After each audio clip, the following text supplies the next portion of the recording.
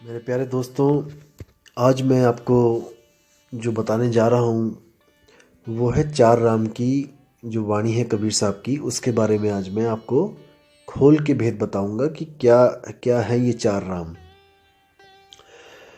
और उससे पहले मैं आपको बता दूं कि मुझे काफ़ी ईमेल्स आ रही हैं जो सुन से कैसे ये दुनिया प्रकट होती है और सुन कैसे प्रकट होता है, ये कौन सी भूल है जिससे ये सुन बन गया। ये सब मैं आपको ज़रूर बताऊंगा दोस्तों, हर एक चीज़ क्लियर करूंगा। लेकिन अभी वो समय नहीं आया है, मैं बहुत जल्दी आपको बताऊंगा, आप पूरा विश्वास रखिए। लेकिन अभी क्या है कि अभी कुछ स्वयंभू जो संत महात्मा बने हुए हैं, अभी उनसे सवाल जवाब पूछे जा रहे हैं। कई लोगों ने मुझे मेल करी है कि हम अपने गुरु से सवाल कर रहे हैं और वो गुरु इसका जवाब देने में असमर्थ है। वो गुरु उनको ये नहीं बता पा रहा है कि ये सुन कैसे प्रकट हो गया। जब आत्मा ही आत्मा थी शुरू में, आत्मा ही आदि और आत्मा ही अंत है, तो ये सुन कहाँ से आ गया? आत्मा से ये कैसे भूल हो गई कि उसने सुन पैदा कर दिया और सुन से आगे चेतनाओं का तंत्र बना और फिर ये दुनिया पैदा हो गई, शरीर पैदा हो गई। ये सब भूल कैसे हुई है, इसका उनको जवाब नहीं मिल रहा है दोस्तों। और मैं चाहता हूं कि अभी वो उलझे थोड़ा सा, और अभी उनके पास जवाब नहीं है, तो अभी वो बहाने बनाएंगे कि कोई ये ऑटोमेटिकली होता है, या ये कोई नियम है, कानून है, ये कोई अखंड नियम है। ऐसे डायलॉग ये मारने दो इनको। अभी मैं चाहता हूँ अभी इनकी असलियत पता लगे दुनिया को कि ये किस लेवल की ये जो है इनका ज्ञान है, ताकि लोग जो भ्रमित हो चुके हैं उनकी भी आंखें खुल जाएं। जो इनके पीछे लग गए हैं गलती से, जो भूल से इनके पीछे लग गए हैं, उनकी भी आंखें खुलें, इनसे सवाल जवाब हो। मैं अभी ये चाहता हूँ, इसलिए अभी मैं इसका उत्तर नहीं दूंगा आपको, लेकिन आप यकीन रखना कि बहुत जल्दी इसका मैं उत्तर दूंगा आपको। तो आज जो कॉन्सेप्ट है वो है हमारा चार राम का। जैसे कबीर साहब की वाणी है, एक राम दशरथ का बेटा, एक राम घट घट में बैठा, एक राम का सगल पसारा, एक राम तीनों से न्यारा। ये वाणी दोस्तों ऐसी है कि आप अगर इस वाणी का अर्थ अलग अलग गुरुओं के पास जाके भी देखोगे तो सब ने अपने अपने मत के अनुसार आपको गुमराह करने की कोशिश की है। आप इंटरनेट पे भी अगर, यूट्यूब पे भी अगर डाल के देखोगे चार राम, तो आपको अलग अलग चीज़ें मिलेंगी, अलग अलग वाणियों का अर्थ मिलेगा। और कई स्वयंभू जो आत्मज्ञानी है वो उन्होंने तो बिल्कुल ही वाणी का मतलब कि बिल्कुल ही ख़त्म ही कर दिया उनका। इतना मनमुखी, इतना मनगढ़ंत जो अर्थ किया है कि लहरा बदना पंजाबी में कहते हैं कि भगवान ही रखवाला है उनका, तो कि वो क्या कर रहे हैं समाज के साथ, भक्तों के साथ क्या कर रहे हैं। तो आज मैं आपको हर चीज़ क्लियर करूंगा कि आखिर ये चार राम की कहानी है क्या। तो दोस्तों वाणी ऐसे है कि एक राम दशरथ का बेटा, यानी कि जो पहला राम है वो है शरीर। दशरथ के बेटे को आप शरीर के द्वारा जान पाओगे। जैसे धनुष बाण उठा रखे उन्होंने कंधे पे, पीले वस्त्र धारण कर रखे हैं, बड़ी जटाएं जो हैं जूड़ा बना रखा है, और जो है अपना तिलक लगा के अपना धोती पहन रखी है। तो वो है एक राम, फर्स्ट राम जो दशरथ का बेटा है। और जो दूसरा राम है वो है घट घट में बैठा। जो दूसरा राम है वो है आत्म राम, जो सुरती के साथ, सुरती के रूप में हर घट में विराजमान है, जिसकी वजह से हर घट चल रहा है। हर घट चल रहा है, यानी कि उस घट को शक्ति कौन दे रहा है? वो आत्म राम। वो मन को भी शक्ति दे रहा है और वो तन को भी शक्ति दे रहा है। एक राम का सगल पसारा। ये जो तीसरा राम है ये कौन है? इसी को हम मन राम कहते हैं, इसी को हम ब्रह्म राम कहते हैं, इसी को हम निरंजन राम कहते हैं, जिसका ये सकल पसारा है। सकल यानी कि सारी सृष्टि जितनी भी है, जितने भी अनंत लाख लोक, अनंत करोड़ों जो लोक हैं, जितने भी लोक हैं, वो सब इसी का पसारा है। यही वो मन है जो सूक्ष्म से सूक्ष्म भी है और विराट से विराट भी है। तो इसी जो तीसरे राम का सगल पसारा है, इसी को हम कहते हैं ब्रह्म। सुन, हर जगह ये, हर लोक में आपको ये मिलेगा। ऐसा कोई लोक नहीं जहां पे ये आपको नहीं मिलेगा, क्योंकि सारे शरीर और सारे लोक इसी के द्वारा प्रकट हुए हैं और यही इन सब लोकों का राजा है। और जो चौथा राम है वो कौन है? चौथा राम इन तीनों से न्यारा, वो है परमात्म राम। वो इन तीनों से न्यारा इसलिए है क्योंकि वो ना तो शरीर है, ना ही वो सुरती है, और ना ही वो मन है। इन तीनों से न्यारा जो है वो है परमात्म राम, जिसने सृष्टि नहीं बनाई है, जो इन तीनों से ही अलग रहता है। वो क्या करता है, वो केवल और केवल तब आता है इस दुनिया में हमें समझाने के लिए कि अगर आप भी सृष्टि से बाहर निकलना चाहते हो, जो आपने भूल करी है सृष्टि बनाने की, अगर आप इसको ख़त्म करना चाहते हो अपनी भूल को, तो मैं आपको उस भूल की औषधि दे सकता हूँ, यानी कि आपकी बीमारी की जो है मैं उसकी दवाई दे सकता हूँ। अगर आप उसको लोगे दवाई को, तो आप भी इस जन्म मरण से, इस सृष्टि से बाहर आ सकते हो। तो ये चार राम दोस्तों ऐसे हैं, तन, मन, आत्मा, परमात्मा। ये है वो चार राम, और सारे के सारे जितने भी राम हैं वो इसी में आ जाते हैं, तन राम, मन राम, आत्म राम, परमात्म राम। और दोस्तों आपको भ्रमित करने के लिए कुछ लोग ऐसा भी बोल देते हैं कि चौथा राम के आगे पांचवा राम है, छठा राम है, सातवां राम है। ऐसा बिल्कुल नहीं है दोस्तों। आपको भ्रमित करने के लिए वाणी के साथ भी खिलवाड़ कर दिया गया है। अब देखिए वाणी क्या बोलती है, आपको क्या पढ़ाया गया, क्या क्या सुनाया गया वाणी में कि तीन राम को सब जग ध्यावे, चौथे राम का मरम न पावे, चौथा छोड़ पंचम को ध्यावे, कहें कबीर सो हमको पावे। दोस्तों ये वाणी नहीं है, ये आपको गलत बताई जा रही है वाणी। वाणी है तीन देव को सब जग ध्यावे। यहाँ पे तीन देव है, ना कि तीन राम। दोस्तों यही जो वाणियों के साथ खिलवाड़ करते हैं, यही पापी लोग आपको बोलेंगे कि ये वाणियाँ आपको फंसाने के लिए बनाई गई हैं। दोस्तों ऐसे लोग फंसाते हैं आपको वाणियों का गलत अर्थ करके, वाणियों को तोड़ मरोड़ के। वाणी कहती है तीन देव को सब जग ध्यावे, यानी कि तीन देव कौन है, रजोगुण, सतोगुण और तमोगुण। इन तीन देव की बात कर रहे हैं कबीर साहब, तीन राम की बात नहीं कर रहे हैं। तीन देव को सब जग ध्यावे, चौथे देव का मर न पावे। चौथा देव कौन है, ये है मन राम, जिसको निरंजन कहते हैं। इन तीनों को पैदा करने वाला, यानी कि तीन गुण कहाँ से पैदा होते हैं, गुणातीत निरंजन से। ये गुणातीत निरंजन ही है जो इन तीनों गुणों से न्यारा है। तो ये जो गुणातीत निरंजन है, ये चौथा देव है। चौथा छोड़ पंचम को ध्यावे, यानी कि जो अपने आत्म स्वरूप को ध्यावे। मुझे ध्याने की जरूरत नहीं है, परमात्मा को ध्याने की जरूरत नहीं है, अपने ही आप को ध्याओ, यानी कि अपने आप को मन से अलग करके अपने असली स्वरूप को ध्याओ। आप आत्म स्वरूप हो दोस्तों। जो तीसरा देव है, जो तीन गुण हैं, वो आप नहीं हो। जो चौथा देव है वो आप नहीं हो। चौथा छोड़ पंचम को ध्यावे, यानी कि जो अपने स्वरूप को ध्यावे, कहे कबीर सो हमको पावे, यानी कि वो भी मेरे जैसा हो जाएगा, उसको मैं मिल जाऊंगा, मुझको वो मिल जाएगा, यानी कि हम दोनों का स्वरूप एक जैसा हो जाएगा। दोस्तों कबीर साहब हमारे पास अपनी पूजा करवाने के लिए नहीं आते हैं, मैं फिर बोल रहा हूँ आपको, वो केवल और केवल हमें हमारा ही स्वरूप दिखाने के लिए आते हैं, हमें हमारा ही स्वरूप बताने के लिए आते हैं कि हम आखिर हैं कौन। जैसे आपको मैं एक छोटी सी कहानी बताता हूँ, आप बहुत समझदार हैं, आप समझ जाएंगे, छोटी सी बात है।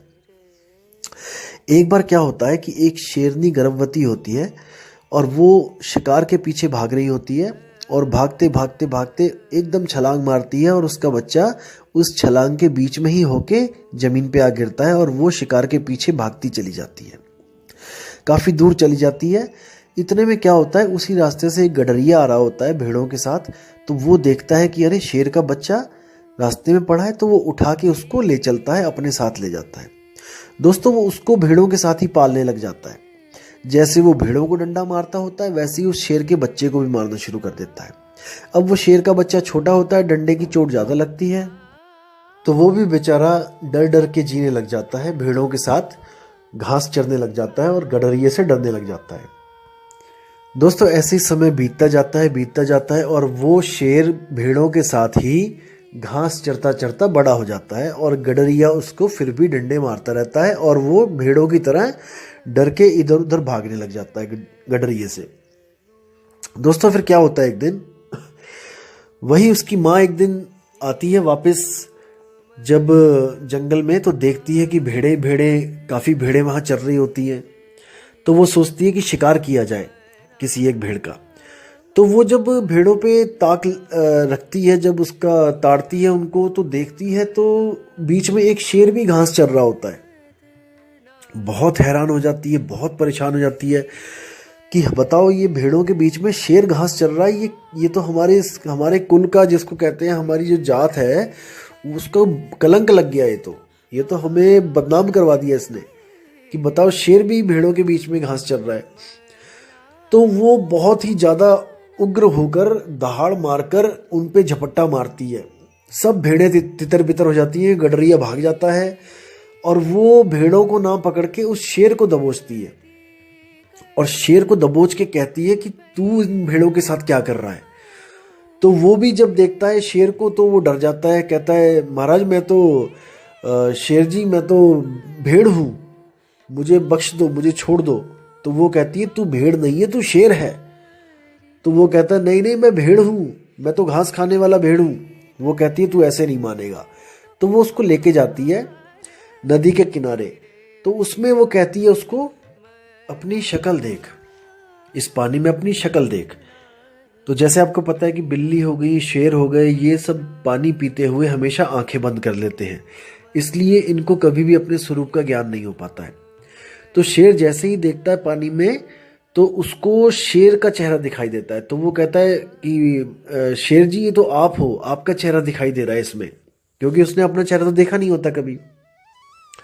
तो वो कहती है ये तेरा चेहरा है। वो कहता नहीं नहीं, ये आपके जैसा लग रहा है, आप बिल्कुल आपके जैसा है, ये आप हो। वो कहती है अच्छा। तो वो भी आ जाती है पानी के सामने और दोनों चेहरे दिखाई देते हैं जब उसको। तो वो बड़ा हैरान परेशान हो जाता है। वो कहता है अरे, ये तो आप मेरे जैसे और मैं आपके जैसा दिखाई दे रहा हूँ बिल्कुल, यानी कि मैं भेड़ नहीं हूँ, मैं शेर हूँ। वो कहती है मैं यही तो तुझे समझा रही हूँ इतनी देर से कि तू भेड़ नहीं है, तू शेर है और तू घास खा रहा है, शर्म कर। तो वो कहता है और वो गडरिया, तो कहती है वो देखा नहीं मैंने दहाड़ मारी तो कैसे भाग गया। तो कहता है कि वो गडरिया जो रोज मुझे मारता है, कि वो मुझसे डर सकता है क्या, मैं उसको डरा सकता हूँ क्या। वो कहती तू बिल्कुल डरा सकता है, लेकिन तुझे अपना मूल शब्द याद करना पड़ेगा, मैं तुझे वो मूल शब्द देती हूँ। तो वो उसको दहाड़ना सिखाती है, क्योंकि वो मिमियाता होता था आज तक दहाड़ना, तो वो किसी ने सिखाया ही नहीं उसको दहाड़ना। तो जब वो उसको दहाड़ना सिखाती है तब वो भी दहाड़ने लग जाता है, और जब वो दहाड़ता है तो उसको एक अलग अनुभूति होती है कि मैं असल में एक शेर हूं। तब वो क्या कहता है, अच्छा अब मैं जाता हूं और मैं अब गडरिये को देखता हूं कहाँ पे है वो, जिसने मुझे आज तक गुलाम बना के रखा।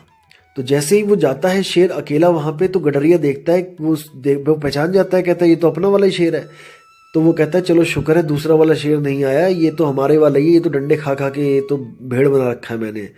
तो जैसे ही वो जाता है वहां पर, तो गडरिया फिर डंडा लेके आके उसको काबू में करने के लिए आता है। जैसे ही तो वो एक दहाड़ मारता है, तो गडरिया दहाड़ सुनते ही फिर से दोबारा भागने लग जाता है और क्या बोलता है कि अरे बाप रे, इसने अपने स्वरूप को प्राप्त कर लिया है, ये जान चुका है कि ये शेर है, अब मेरी दाल इसके आगे नहीं गलेगी, अब इस पे मेरा जोर नहीं चलेगा, क्योंकि इसने अपने खोए हुए स्वरूप को प्राप्त कर लिया है। दोस्तों बिल्कुल यही वो कहानी है जो हमारे साथ बीती जा रही है। हम असल में शेर हैं, लेकिन हम भेड़ों के साथ रहते हैं, और हम इंद्री रूपी भेड़ों के साथ रह रहे हैं, और घास रूपी हम जो है विषय खा रहे हैं, विषयों को हम भोग रहे हैं घास रूपी। असल में हमारा जो आहार है वो हमारा कुछ और है, हमारा स्वरूप है वो हमारा कुछ और है, हमारी जो जात है वो हमारी कुछ और है। हम इन नकली जात पात में, इन नकली इंद्रियों के सुखों में हम भटक रहे हैं। असल में हमारा स्वरूप शब्द स्वरूपी है, यानी कि हम आत्म स्वरूपी हैं, लेकिन हम गलती से अपने आप को मन समझ रहे हैं। वो गडरिया ही मन है जो आत्मा रूपी इस शेर को, जिसने भेड़ बना के रखा हुआ है।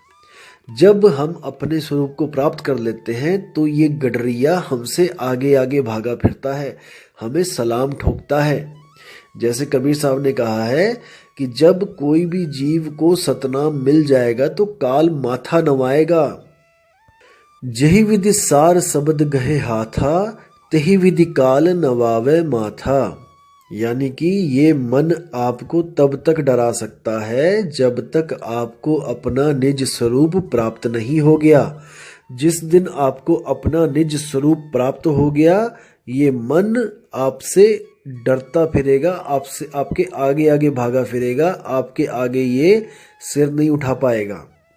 और अंत समय में आप इसको ऐसे छोड़ के चले जाओगे जैसे केचुली को सांप छोड़ के चला जाता है। यानी वो यहीं पे मृत हो जाएगा, मर जाएगा, खत्म हो जाएगा। उसकी कहानी यहीं पे खत्म हो जाएगी। जैसे इसको शुरू किया था वैसे ही इसको मार दिया जाएगा। और याद रखना दोस्तों, जो कई बारी सवाल जो आ रहा है कि चेतना और जो एनर्जी है उसमें क्या फ़र्क है, जैसे मशीनों में एनर्जी होती है, तो गलती से आप लोग इसको चेतना समझ रहे हो। दोस्तों, चेतना अलग चीज़ होती है और एनर्जी अलग चीज़ होती है। इलेक्ट्रॉन प्रोटॉन की जो एनर्जी है वो अलग चीज़ है। वो मैकेनिकल और केमिकल एनर्जी है, वो अलग है। इलेक्ट्रॉनिक एनर्जी वो अलग है। जो हमारी चेतना है वो अलग है। जो इलेक्ट्रॉनिक और मैकेनिकल एनर्जी है ये जीवित नहीं है, और जो हमारी चेतना है वो जीवित है। इलेक्ट्रॉनिकल एनर्जी आप कितनी भी यूज़ कर लो, आप इस मुर्दा शरीर को चला नहीं सकते। इतना समझो, मुर्दा शरीर में भी इलेक्ट्रॉन और प्रोटॉन है, क्योंकि ये कण कण से बना है और हर कण में इलेक्ट्रॉन, प्रोटॉन, न्यूट्रॉन शामिल है। लेकिन ये मुर्दे को उठा नहीं सकते, एनर्जी भरपूर होती हुई भी। इस मुर्दे को उठाने के लिए चेतना की जरूरत पड़ती है। आप चेतना और एनर्जी को मिस इंटरप्रिएट कर रहे हैं। दोस्तों, इलेक्ट्रॉनिक की जो एनर्जी है वो चेतन नहीं है, वो चेतन नहीं है। जैसे आपने मान के चलो कि गली में 4 कुत्ते हैं और आपने एक रोबोट छोड़ दिया वहाँ पे कुत्तों के बीच में, तो कुत्ते उसको जितना मर्जी काटेंगे, उसको कोई दुख नहीं होगा, दर्द नहीं होगा, और वो दोबारा अगर आप उसी गली में उस रोबोट को छोड़ोगे तो वो फिर चला जाएगा उन्हीं कुत्तों के बीच में। जबकि एक इंसान की जो चेतना होती है वो रोबोट की चेतना से बिल्कुल अलग होती है, चाहे कितने भी सेंसर क्यों ना लगे हो रोबोट में। इंसान का क्या है, इंसान में जो चेतना होती है, जो आत्मा की वजह से है, वो उसको अगर उसको पता लग जाए कि इस गली में 4 कुत्ते हैं, जाके जैसे एक बार कुत्तों ने काट लिया उसको, तो दूसरी बार उसकी हिम्मत नहीं पड़ेगी वहाँ जाने की। ये होती है चेतना, यानी कि चेत जाना। एक मशीन नहीं चेत सकती है, ये इंसान चेतता है। इंसान की जो चेतना होती है वो इससे खबरदार करती है, और जिस गली में उसके साथ ऐसा हो गया होता, अगली बार वहाँ जाने की हिम्मत भी नहीं करती है। और कई लोग कहते हैं कि अगर ऐसी मुक्ति मिली हमें कि हमने शब्द को प्राप्त कर लिया, तो क्या गारंटी है कि दोबारा नहीं आएंगे। दोस्तों, यही गारंटी है, क्योंकि वो चेतना कोई इलेक्ट्रॉनिक चेतना नहीं है, वो जीवित चेतना है। वो कभी भी किसी चीज़ को भूलती नहीं है। बस क्या है कि जैसे ही उसको पता लगेगा कि मैं अब यहाँ से मुक्त हो गई हूँ और मैं अब जन्म मरण से मुक्त हो चुकी हूँ, दोबारा कभी वो गलती करने की हिम्मत भी नहीं करेगी। ये उसमें खासियत है कि दूध का जला छाछ भी फूक फूक के पीता है। इसी तरह वो चेतना को भी हमेशा चेतन रहेगी कि मुझसे एक बार गलती हुई थी, मैंने अब दोबारा ये गलती कभी नहीं करनी है। एक बार तो बड़ी मुश्किल से जान छूटी है मेरी। दोस्तों, वो गलती से भी कभी दोबारा इस ब्रह्म को पैदा करने की गलती नहीं करेगी। ये लिख के ले लो, गारंटेड है। क्या कुछ नहीं कर रहे हैं हम मुक्ति के लिए, और अगर हमें मुक्ति मिल जाए तो हम दोबारा क्या इस जेल में आएंगे। एक तोता आपने देखा होगा, बहुत चूरी खाता है, पिंजड़े में बैठ के सब कुछ खाता है जो आप देते हो, लेकिन अगर एक बार उड़ जाए दोस्तों, दोबारा कभी उस पिंजड़े में नहीं आता। आप कितनी भी चूरी डाल डाल के रख लेना वहाँ पे, याद रखना इस बात को। एक बार जो तोता उड़ गया वो वापस कभी नहीं आता है, क्योंकि उसको पता होता है कि मैंने कैसे जेल में दिन काटे हैं। यही चेतना होती है दोस्तों, इसी को चेतना कहते हैं। इसी को कबीर साहब कहते हैं, नलनी के सुगना तोहे कौन पकड़ी, कि हे नलनी के सुगना तुझे कौन पकड़ेगा, तू तो खुद गुलाम हुआ पड़ा यहाँ पे, आजा तुझे मैं रास्ता बताता हूँ निकलने का। और ऐसा निकलना कि दोबारा गलती से भी पीछे की तरफ मत देखना। तो दोस्तों, ये वो बात है, ये जो वो ज्ञान है जो एक आम आदमी किसी को नहीं दे सकता। ये जो ज्ञान है वो परमपिता परमात्मा ही देता है, गुरु रूप में आके देता है, पुरुष रूप में आके देता है। लेकिन वो कभी अपनी पूजा नहीं करवाता, वो आपको आपका ही स्वरूप लखाता है। एक छुड़ाए एक लखाए। आपसे क्या क्या छुड़वा देगी, जितनी भी जड़ वस्तुएं हैं वो आपसे छुड़वा देगा, जिसमें मन भी आता है, तन भी आता है। मन भी जड़ है, तन भी जड़ है। मन ही तन है, तन ही मन है, दुविधा में हैरान। कबीर साहब की वाणी है कि मन ही तन है। कैसे है? अगर आपका मन खुश है तो आपका तन भी खुशी खुशी, आपको चेहरा खिला खिला दिखाई देगा। अगर आपका मन दुखी है तो आपका चेहरा भी मुरझाया मुरझाया दिखाई देगा। यानी कि ये दोनों एक दूसरे के प्रतिबिंब हैं, एक ही सिक्के के दो पहलू हैं ये मन और तन, और इसी में सारी दुनिया उलझी हुई है। तो कबीर साहब मन को और तन को दोनों को छोड़ने के लिए कहते हैं कि मन को भी छोड़ दे, तन को भी छोड़ दे, फिर क्या बचा? तू बचा आपे आप, आपे आप रहेला। कबीर साहब कहते हैं कि तू खुद ही अकेला ही रहेगा, आपे आप रहेला, ना कोई गुरु ना चेला। उस अवस्था को प्राप्त करके गुरु चेले की मर्यादा भी खत्म हो जाती है, गुरु चेले का जो डिफरेंस होता है वो भी खत्म हो जाता है। चेला गुरु बन जाता है, गुरु चेला बन जाता है। इसी बात के लिए गुरु नानक देव के जो ग्रंथ हैं, गुरु ग्रंथ साहब में, उसमें भी लिखा है आपे गुरु आपे चेला। यानी आत्म स्वरूप में पहुंचने के बाद कोई भी गुरु और चेले का भेद नहीं रहता है, वो दोनों एक ही लेवल पे पहुंच जाते हैं। जब तक हम जीव रूप में रहते हैं तब तक हम चेला होते हैं। जब हम भी आत्म रूप में पहुंच जाते हैं तो हमारे और परमात्मा में कोई भेद नहीं रह जाता है, हम दोनों ही एक लेवल पे आ जाते हैं। तो दोस्तों ये ज्ञान जो है इसको तरीके से समझना पड़ेगा, क्योंकि बिल्कुल अद्भुत ज्ञान है। लेकिन आज तक हमें जो उल्टे पहाड़े पढ़ाए गए थे, हमें वो रटा दिए गए हैं, इसलिए वो हमसे छूट नहीं रहे हैं। लेकिन आप एक सिरे से अगर शुरुआत करोगे तो आपको हर चीज़ बिल्कुल सीधी सीधी दिखाई देगी, बिल्कुल साफ साफ दिखाई देगी, और रास्ता बिल्कुल सीधा दिखाई देगा। क्योंकि आज तक हमें जितने भी रास्ते पकड़ाए गए जलेबी की तरह सीधे पकड़ाए गए हैं दोस्तों। लेकिन इस बार मैं आपसे वादा कर रहा हूँ और आपको विश्वास दिला रहा हूँ कि ये रास्ता बिल्कुल सीधा है, ये जलेबी वाला सीधा रास्ता नहीं है, ये बिल्कुल सीधा रास्ता है। तो दोस्तों विदा चाहूँगा आपसे, और अगली बार आपको मैं और भी अच्छे जो हैं कबीर साहब की वाणियाँ जो बहुत ही ज्ञानवर्धक, बहुत ही ज़्यादा साफ से रास्ता बताने वाली हैं, वो लेके आऊँगा और आपके जो विवेक है उसमें वृद्धि करूँगा। इसलिए दोस्तों अपना विवेक लगाते चलें, क्योंकि विवेक ही आपका एक ऐसा साथी है जो आपका हमेशा साथ निभाएगा। अगर आपने विवेक लगाना छोड़ दिया दोस्तों तो आप यहीं पे लूटे जाओगे और पता नहीं कौन कौन आपको लूट लेगा। इसलिए दोस्तों हमेशा अपने विवेक को काम पे लगाए रखो, अपनी बुद्धि के घोड़े दौड़ाए रखो और इन वाणियों को बार बार सुनते रहो, ताकि आपको हर बार कोई नई चीज़ मिले जिससे आप कुछ नया ज्ञान प्राप्त करो। और आपसे रिक्वेस्ट है कि इन ऑडियोज़ को आप अपने चाहने वालों के लिए भेजो, अपने भाइयों को भेजो, अपने दोस्तों को भेजो, ताकि किसी की भी जो खोज है परमात्मा के लिए, अपने स्वरूप को प्राप्त करने के लिए, वो पूरी हो सके और वो भी जन्म मरण से बाहर निकल सके। दोस्तों इसमें अपना योगदान जरूर करें। और दोस्तों मैं आपसे फिर बोल रहा हूँ कि आप किसी के भी साथ जुड़ना चाहें आप जुड़ सकते हैं, कोई बंधन नहीं है आपको कि आप यहीं पे जुड़ें या कहीं पे, जहां आपको विश्वास बनता है आप जुड़ें। लेकिन दोस्तों परख करने के बाद जुड़ें। आप गुरु से जरूर प्रश्न पूछें कि गुरुजी ये सृष्टि बनी तो बनी कैसे? क्या ये सृष्टि बना के बहुत अच्छा किया जिसने भी बनाई है, या बहुत बुरा किया? हम यहाँ पे फंस गए हैं, ये हमारे फंसाने के लिए बनाई गई थी कि कैसे बनाई गई थी? क्या इसको बनाने का मकसद क्या था? क्या इसको बनाए बिना बात नहीं बननी थी? जैसे कई लोग कह देते हैं कि ये ऑटोमेटिकली बनी है और शून्य से सब कुछ प्रकट हुआ है, हम भी शून्य से प्रकट हुए हैं। दोस्तों अगर हम मान के चलो कि हम शून्य से प्रकट हुए हैं तो इसका मतलब हम पहले नहीं थे। विचार करना दोस्तों, जैसे मैं पहले नहीं था, मेरा कोई अस्तित्व नहीं था, मैं एकदम शून्य से प्रकट हो गया। विचार करना दोस्तों, मैं पहले नहीं था और मैं शून्य से प्रकट हो गया, और आज मुझे ये ज्ञान बताया जा रहा है कि तुम दोबारा मर जाओ। मैं मानता हूं कि आज मैं फिर दोबारा मर गया, लेकिन दोस्तों मैं तो पहले भी मरा हुआ था ना। शून्य से प्रकट होने से पहले भी तो मैं मरा हुआ था। जब मैं मरे हुए से फिर जिंदा कर दिया गया, शून्य से प्रकट हो गया, तो अब क्या गारंटी है कि मैं आज अगर मर जाता हूं, ये मन मर जाता है, पूर्णतया मर जाता है, दोबारा पैदा नहीं होगा? क्योंकि शून्य से पैदा होने से पहले भी तो ये मरा ही हुआ था। ये कहाँ था? क्या इसका कोई अस्तित्व था क्या?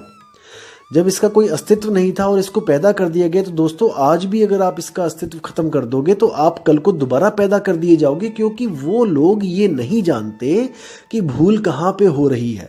ये उस भूल को तो प्रकृति का नियम बताते हैं, ये उस भूल को तो अखंड नियम बताते हैं, क्योंकि इनके पास जवाब नहीं है। इनको पता ही नहीं है कि भूल सुधारी कैसे जाए। इसलिए जो चीज़ नहीं पता होती है तो वो कह देते हैं नहीं नहीं ये तो होता ही है, ये तो ऑटोमेटिकली, ऐसा तो होना ही है। तो दोस्तों दोबारा पैदा हो जाओगे। अभी विचार कर लो, ये जन्म बार बार नहीं मिलेगा। भूल को सुधारोगे तभी बात बनेगी, नहीं तो बार बार भूल होती चली जाएगी। दोस्तों विचार करना है, किसी के पीछे ऐसे ही नहीं लग जाना है। बाल की खाल निकालना सीखो। कबीर पंथ का मूल मकसद ही यही होता है कि बिना देखे बिना जांचे किसी को नहीं मानना। जब तक ना देखूं अपनी नैनी और तब तक ना मानूं गुरु की कहनी। ये किसी भी संत महात्मा ने नहीं सिखाया, केवल कबीर साहब ने बताया है कि जब तक अपने ज्ञान से मैं परख ना कर लूं कि गुरु सत्य बता रहा है कि असत्य बता रहा है, मैं किसी को नहीं मानता गुरु। इसलिए दोस्तों विचार करना है, विवेक करना है, सवाल पे सवाल पूछने हैं। सवाल पूछना शिष्य का हक है, और अगर गुरु को नहीं पता है तो वो गोलमोल उत्तर देगा और आपने पकड़ लेना है उसको। तो दोस्तों मैं फिर आपको कहता हूं कि बिना विवेक के आप लुट जाओगे। विवेक को कभी भी मत सोने देना, हमेशा जगाए रखना, बुद्धि के घोड़े दौड़ाए रखना। तो इसी के साथ दोस्तों मैं आपसे विदा लेता हूं, और बहुत ही जल्दी आपको अगली ऑडियो के साथ में आऊँगा, जिसमें मैं सारा क्लियर करूँगा कि शरीरों के कितने गुण होते हैं और आत्मा के क्या गुण होते हैं। जैसे कई लोगों ने आजकल डायलॉग ये रट लिया है कि यहाँ पे 5 शरीर में रहोगे तो 5 गुण मिलेंगे, काम क्रोध लोभ मोह अहंकार। आगे ऊपर आत्मा में चले जाओगे तो नूरी तत्व में चले जाओगे तो 16 मिल जाएंगे, आगे चले जाओगे 64 मिल जाएंगे, आगे चले जाओगे उसके डबल बता देंगे। अरे दोस्तों ये ऐसा नहीं होता है। आप उनसे पूछो कि 16 तो बता दिए तुमने, 16 जो आत्मा के गुण हैं नाम बता दोगे, क्योंकि अनुराग सागर में लिखे हैं 14, 64 के नाम बता के दिखाओ जरा। 64 के बाद जरा 108 के नाम बता के दिखाओ जरा। आप नाम तो बताओ ना। आप ऐसे गिनती गिनाते चले जाओगे, उसका तो अंत ही कोई नहीं है भाई। अगर आप गिनती गिनाते चले जाओगे उसका तो कोई अंत नहीं है कि 16 के ऊपर जाओगे 64 हो जाएगा, 64 के ऊपर चले जाओगे 100 कुछ हो जाएगा, फिर 205 हो जाएगा, फिर 8000 हो जाएगा। दोस्तों नाम तो बताओ, इनको बोलो, इन लोगों से पूछो। आप जो ये गुरु बैठे हुए हैं इनसे पूछो आपकी कौन कौन से गुण होते हैं, जरा हमें बताओ। 25 प्रकृतियां होती हैं, 26वीं बताओ, 26वीं कौन सी होती है बताओ जरा। तो दोस्तों ये गिनतियां गिनना सीख गए हैं और बस गिनतियों में आपको उलझा लेते हैं कि अनंत लोक हैं और इतने लोग हैं। अरे नाम तो बताओ, 100 के तो नाम बता दो। अनंत पुरुष है, तुम 10 के तो नाम बता दो। बताओ जरा कौन कौन से पुरुष किस किस लोक में बैठे हुए हैं। तो दोस्तों ऐसे भ्रमित आपको करने वाले हजारों लाखों मिलेंगे, लेकिन आपने ऐसे भ्रमित नहीं होना है। अगली वीडियो में मैं आपको ये बताऊंगा कि ब्रह्म ज्ञानी और आत्मज्ञानी में फर्क क्या होता है, और ब्रह्म ज्ञानियों को क्या सिद्धियां मिलती हैं और आत्मज्ञानी के पास कौन सी सिद्धि होती है। ये जितने भी आत्मज्ञानी लोग कह रहे हैं कि मुझे अनंत लोग दिखाई दे रहे हैं, ये सब झूठ बोलते हैं। आत्मज्ञानी के पास क्या क्या असल में क्या वस्तुएं होती है, मैं आपको अगली ऑडियो में एक एक चीज क्लियर करके बताऊंगा। तो दोस्तों आपसे विदा चाहूंगा अब, और आप विवेक लगाते रहिए दोस्तों, बार बार ऑडियो सुनते रहिए ताकि आपको हर चीज़ समझ में आती रहे। तो इसी के साथ मैं विदा चाहूँगा दोस्तों। जय गुरु बंदी छोड़ कबीर साहिब, जय गुरु बंदी छोड़ मदन साहिब, जय जय गुरु बंदी छोड़ वैराग साहिब की सदा ही जय हो। साहिब बंदगी सतनाम।